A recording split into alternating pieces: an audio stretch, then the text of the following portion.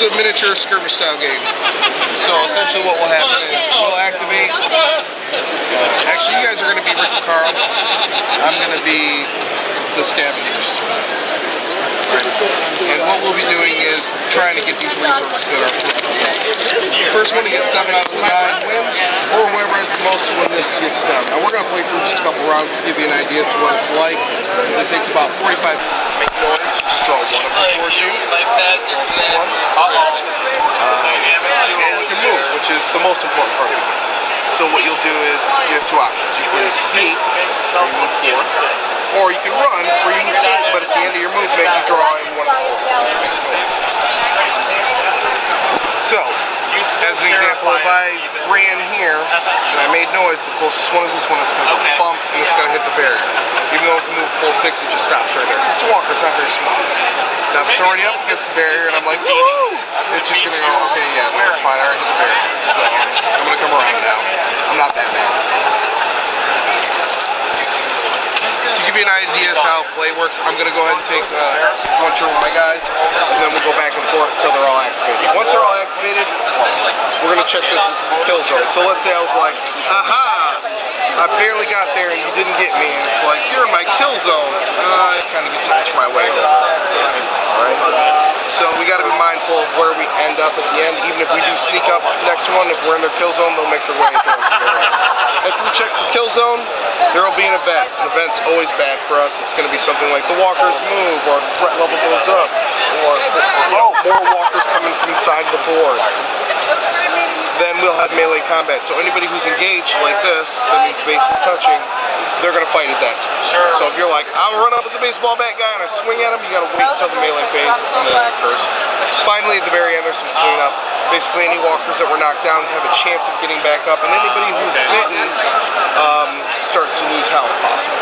So, I'm going to go ahead and take the first turn. We'll take it from there. So I'm going to plan out my strategy very wisely. I'm going to quietly sneak.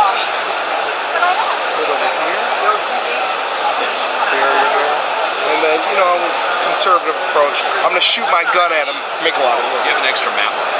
I did at one point, but I don't anymore. Alright, so shooting my gun. Here are the dice. So in this game, the red dice are the least powerful, followed by the white dice, which are a little bit better, and the blue die is the best. Okay, and how does the turnover go? So it's move, action? It's not move, action. I just moved first, and then I took my second action to shoot. So I could have shot and then moved. Okay. But the one thing I can't do is I can't move and then move. And I can't shoot. I can't shoot twice in a row. So okay. So there's no double movement and there's no double action. Yeah, no double actions. Other examples are like I'm leaned up right like this, so I'm touching both of these, so I can search the car and I search that. That's not an option. In order to search a car, you just need to be touching any part of it. So you don't got to be like, get on top of the car, I'm good. You just got to be touching base with it. So the shot. So 2 white die. You go ahead and roll 1 red die for the walker. That's its defense value. We'll see what happens. So I got 1 success. You got 1 success. That's a wash. Nothing happens. Except that creates some mayhem. So this is going to go up by 1. And then every walker. What's the measurement of mayhem? How do you know it went up to? I shot. It created mayhem. Mayhem always brings it up by 1. Okay. Mayhem and noise are 2 different things. Noise is one of the closest walkers moves towards you. Mayhem is every walker within 10 inches moves towards you. This one is. That's not good. That is. That is. So I'm drawn just a few. So they'll move a shamble towards me. That's 6 inches, but it's here on the ruler. So we know, bang, that's going to happen.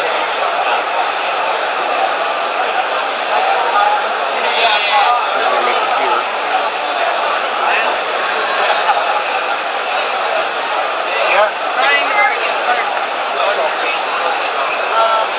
And this one hits right here. Wish I had some kind of like grenade I could throw. That'd be really cool. But I don't. I just got a lot of walkers in front of me now. So I moved, I shot, those were my 2 actions. That ends his turn. You may activate one of your miniatures. What are the red X you tossed in front of your character? Oh, that just reminds me that he's already been used. Oh, okay. So that I don't forget. And I'll give you guys these ones. Okay, so I can move and attack. I get 1 white dice for my melee, correct? If you melee, but we don't do that until the melee phase. To be honest, Rick is the best shooter in the game. He's got a blue die for shot, and then his gun is pretty good too with 2 red dice. Okay. Carl is a support character. He's kind of like, he doesn't cost as many points as Rick. Rick is 50, Carl's 12. But he does have his hat, and he does have a decent gun. It's not bad. The blast of the hat. Yeah, that hat, man, boy, I tell you what. Wait, where is Rick at? Rick is right there. Okay. So you can move up to, so I can run for 8 or sneak for 4. Yep. And what is the distance of my handgun? 10 inches? Which is just that whole ruler.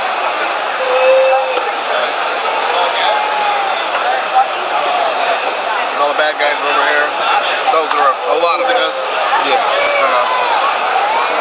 We don't even have to interact per se. We're really just trying to get the resources. It's only if we run out of resources or there's an even You split. measure from the front of the base to the back of the base when moving. Up front of the base. So from here and then go to the front again. So 4 would be here. Alright, so that was a sneak. And then I can fire my weapon. Okay. I'm gonna turn you. Fire at that zombie. Now can I fire over the barricade and does it cause any negatives? No, it doesn't. The barricade is low. Okay. So it's a pain to go across. So if I was in the center of the car and there's a zombie here, I couldn't shoot through. You could shoot through a car, but then you have a car is a little bit harder to shoot through. A little bit of barrier like this. Okay, so it's blue, 2 red. Yep, and then I get 1 red. 1. Yep. 2 successes. 1 success. So unlike me, you were successful in your shooting. And what happens is you knocked it down. Now, let's say things went a little bit differently. Let's say you got an exclamation mark. An exclamation mark is a headshot, which means it would have completely eliminated it off the board. Unfortunately, when you get a headshot, you have a chance of running out of ammunition. So you would have rolled the black die. If a head came up as a star, your gun would become useless. But that doesn't happen when you just knock them down, so you don't got to worry about an ammo check. Put them back there. Now, we've created mayhem, so we're going to up this by 1. And then any walkers within 10 inches are going to make their way towards you. So let's see how many, if any, are within 10 inches. I get a shamble of what, 6 inches? Yep. And do you measure from the front, the back? Measure from the front. So here. Well, what we see is this. What's going to happen if she's not on the car, right? She's not on the car. So she'll go bump, she'll run in the car. Yeah. Because as soon as they hit a barrier, They stop. That would be the other one within the 10. so that worked out good. You knocked that one down, that one only made like a millimeter towards you. So let's put a red X on Rick so that we know that he's gone. Where I said red X's. Here. Alright, and that's going to make it my turn over here. So, I thought it was my turn. oh yeah, that's your turn. Well, My turn? Or do you have another bad guy? I have another bad guy, Oh, okay. so I've got a So couple. it always You guys alternates. you're on a team. You guys are one player right now, and I'm the other player, so you guys can kind of see what it's like to play against somebody. So it's like me versus you two, but you guys have Rick and Carl, and I've got these 3 nobodies. Okay. So I'm going to, And then really as a third, you would have the third player just run the zombies if you wanted, really. it's just easier to have someone play on a team. So let's say we had a 4th person here. Let's say you decide to sit down here. We'll go ahead and sit down here.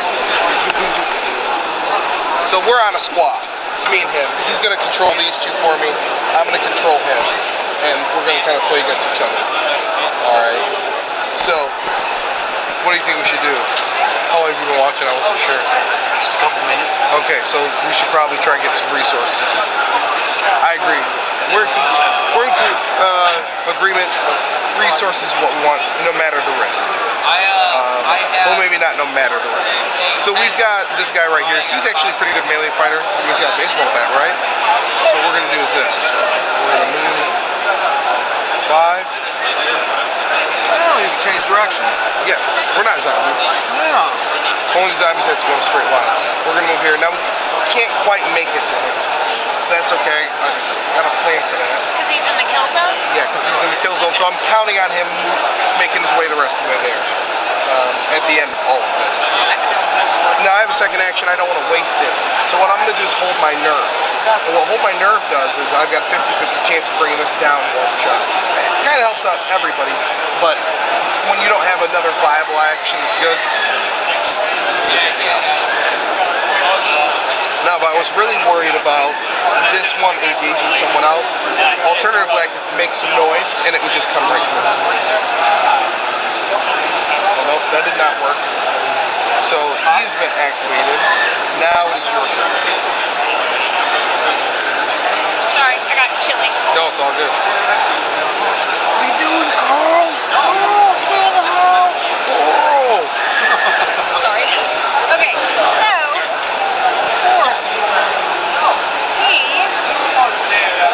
is this a combi? Yes, it is. Yeah, they're missing an arm. I'm gonna go towards that. I'm gonna be sneaky. So I measure here like Yep, from this. the front. Okay. To here. Yep. Okay. Then use my revolver.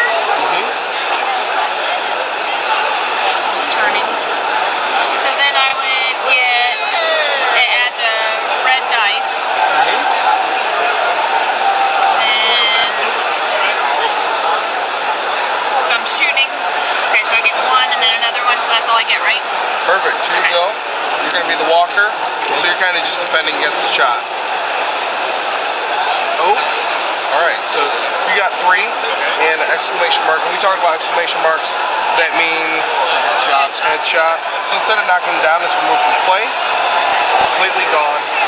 And then the other aspect of it is Ammo check. ammo check. So Alright, hand that's you the the black black die, die. Okay. and if you get a blank, you're out. Star, you're good to go.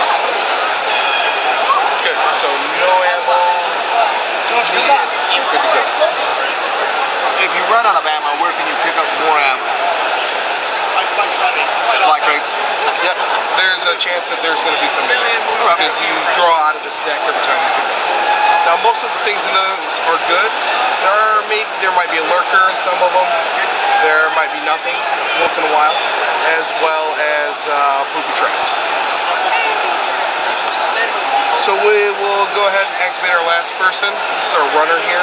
She can actually jump over barriers without having to roll any dice or anything like that. What do you think we should do? Head for some supplies. Now, do we want to run and like draw possibly a walker in and hope we get out of it, or do we want to sneak and kind of bide our time? What's the difference? One is dangerous, but yields a better reward. And the other one is cautious. But it doesn't get us where we need to be. You know what I'm doing. Double the distance. Hear me? So we're talking about the difference between like 3 inches. How far can this person move? Same as everything's the same distance. That's the good thing about this game. That's why we can use one rule. It's not like old slow Yeah, Jerry. but smaller because it's cheaper. So here's an example. Portobello and Swiss. So do we sneak or do we run? You get fries and a drink like with your meal, but I normally just get the burger and fries. Run for some supplies. I like your style. So we're gonna go and get right up to the supply. Now we ran, so we made noise. So we need to see which one of these walkers is actually the closest to us. That's about 5. That's a little less than 5. Pretty confident that that is going to be. This one is closest. So we kind of did something wrong. Maybe last turn we should have made noise to make sure this one engaged him, instead of trying to lower his counter, because we were kind of depending on the kill zone to get us there. Maybe making noise would be better. In this case, what's going to happen is he's going to divert his attention from him straight to her. And so, not ideal, but But the wolves always screw up. yeah, it's true. That's why we don't have, like, we didn't make the show. Alright, so that's everybody who's been activated. So what we're going to do is we're going to check kill zones.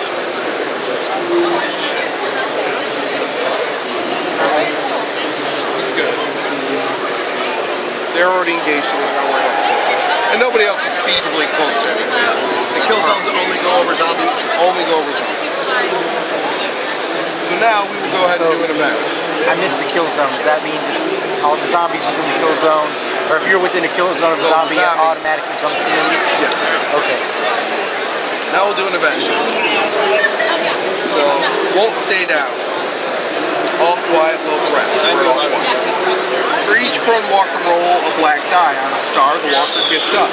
So we've got one that's on the ground. We'll go ahead and roll the black die. We got it there, so go ahead and roll. On a star stands up. Hey! That's not really good for anybody. Now we're going to have the melee phase. So if there's anybody who's engaged in melee, we automatically up the threat level by 1. Whether there's 7 melees going on or 1 melee, doesn't matter. So we've got this. We've got her, our runner, and this walker. Now she's got a cool ability called Nimble. So at the start of melee, she may roll a black die, and on a star she just steps out and we don't got to fight. So let's see if we can pull that off. Yes, we can. So instead of fighting, well, let's say we fought. Just for the demonstration. Let's say where it was is we would use her melee value, which is 1 red die, against the walker. Go ahead and roll red one. Blank. So I would take a point of damage, and I would be driven back. Let's say it was even worse. Let's say we got 2 and an exclamation mark. Now we know after we shoot and get exclamation mark. When you get hit by a walker and an exclamation mark, it's bitten. So then you would switch that little life sign over to the light, and then every full round, you have a chance of losing 1. So every time you roll the black die, 50-50 chance, you might lose 1 more point. But that's not what happened here. She disengaged, and that was it. So that's the end of the melee phase. If there were any walkers that were laying down, now we would try and raise them up. But since the one that was down was risen by an event card, we don't have to do that. We'll remove all the red X's. We'll hand over the badge because you guys get to go first.